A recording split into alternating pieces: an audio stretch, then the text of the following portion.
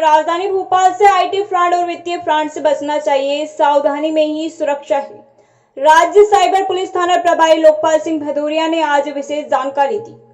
राज्य के सभी नागरिकों को कहा कि कृपया लोक लुभावन एडवर्टाइजमेंट प्रोन साइट को न देखें और न ही उन पर क्लिक करें।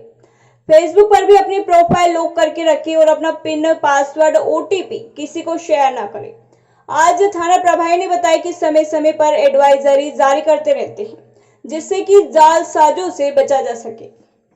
राजधानी समाचार न्यूज के लिए भोपाल से धर्मेंद्र शाह की रिपोर्ट। ये आपने बहुत अच्छा सवाल पूछा। ये आम पब्लिक को इस संबंध में जागरूक होना बहुत ज़रूरी है। आम जनता दोनों तरह के फ्रॉड में आजकल फंसती है, सोशल मीडिया फ्रॉड और फाइनेंशियल फ्रॉड। सबसे ज़्यादा नुकसानदेह फाइनेंशियल फ्रॉड, क्योंकि उसमें वित्तीय हानि होती है। सोशल मीडिया फ्रॉड में आदमी की जो रेपुटेशन होती है उसका भी लॉस होता है, कई बार पैसे का लॉस भी होता है। तो सबसे पहले मैं आपको जो सोशल मीडिया फ्रॉड्स है उसके बचाव के तरीके और हमें क्या क्या सावधानी बरतना चाहिए ताकि हम इस फ्रॉड से बच सकें। तो सबसे पहले तो आप जब अपनी आईडी बनाते हैं तो उसमें प्राइवेसी सेटिंग्स होती हैं कुछ, उन प्राइवेसी सेटिंग पे जाइए और देखिए। और अगर आप किसी चीज़ को ज़रूरी नहीं समझते कि सारे लोग देखें तो उसको एवरीवन नहीं कीजिए, सिर्फ खुद के लिए करिए या अपने दोस्तों के लिए करिए। तो सारी सेटिंग्स रहती हैं उनको ज़रूर, और अपनी प्रोफाइल को ज़रूर लॉक कीजिए ताकि आपकी प्रोफाइल से हर आदमी आपकी संबंधित इन्फॉर्मेशन ना ले सके, आपकी जैसे फ़ोटो वगैरह है, ताकि फेक आईडी बना दें। अब सोशल मीडिया में चाहे वो व्हाट्सएप हो, इंस्टाग्राम हो या फेसबुक हो, दो तरह के अपराध होते हैं। या तो किसी की फेसबुक फेक आईडी बनाई जाती है, उसकी फ़ोटो चुरा के या उसका नाम चुरा के।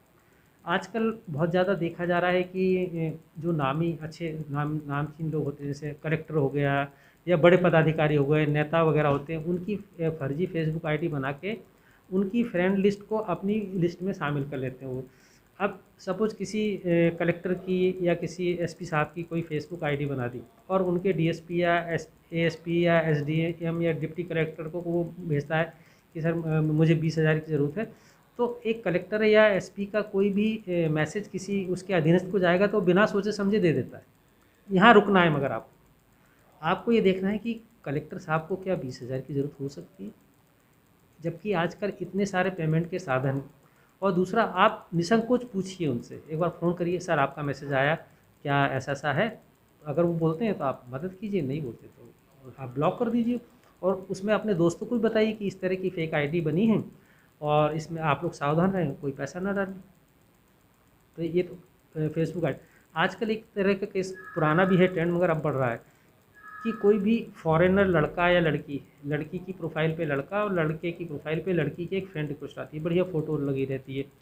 अब किसी लड़की की फ्रेंड रिक्वेस्ट आती है तो बिना सोचे समझे उसको एक्सेप्ट कर लेता है। अब उनसे वो बात करते रहते हैं, धीरे धीरे उनकी दोस्ती बढ़ती है, फ़ोन नंबर एक्सचेंज होते हैं, व्हाट्सएप पे कॉल भी होते हैं। फिर जो फ़ॉरेन में लड़का या लड़की बैठा रहता है, एक दिन उसको बोलता है कि मैं आपको वैल्यूबल्स कुछ गिफ्ट भेज रहा हूँ, जैसे घड़ी, पैसा, डॉलर्स या पाउंड्स वगैरह जो भी है वो भेज रहा हूँ।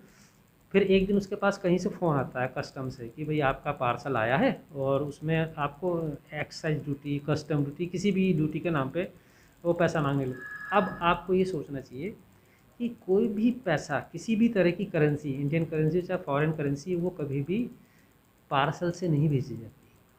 और दूसरा, अगर आपको कोई पार्सल भेज रहा है तो ड्यूटी देने का काम किसका है? उसका है। जो भी रेसिपेंट रहता है उसको कभी भी किसी भी तरह की ड्यूटी नहीं देना पड़ती जब तक कि वो कैश ऑन डिलीवरी ना हो। जैसे आप किसी अमेज़ॉन, फ्लिपकार्ट से कुछ सामान बुलाते हैं तो उसमें एक ऑप्शन होता है कि कैश ऑन डिलीवरी, आप वहाँ दीजिए पैसा। अदरवाइज़ आपको कहीं भी पैसा देने की ज़रूरत नहीं है।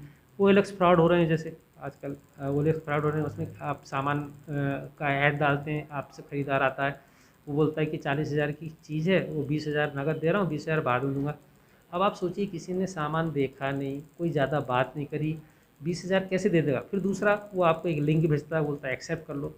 तो कभी भी आप किसी भी तरह का पैसा अगर आप रिसीव कर रहे हैं तो आपको कहीं एक्सेप्ट कुछ नहीं करना पड़ेगा, ना लिंक पे क्लिक करना पड़ेगा। ये आप देख लीजिए, बैंक से भी अगर आपको कोई पैसा भेजता है तो कुछ क्लिक करना पड़ता है, सीधे आपके खाते में जाता है। तो इन चीज़ों को सावधानी बरतें तो आप हमेशा सुरक्षित रहें। सर, भोपाल शहर में देखा गया है कि साइबर फ्रॉड की रोज घटनाएं होती हैं, तो उस मामले पे कितनी कार्रवाई हुई है और कितनी अभी पेंडिंग में है? देखिए भोपाल में जैसे साइबर नोडल थाना जिला साइबर सेल भी काम कर रही है और स्टेट साइबर सेल भी काम कर रही है। तो जितनी भी कंप्लेंट हमारे पास आती हैं उसी दिन हम लोग प्राथमिक कार्रवाई कर देते हैं।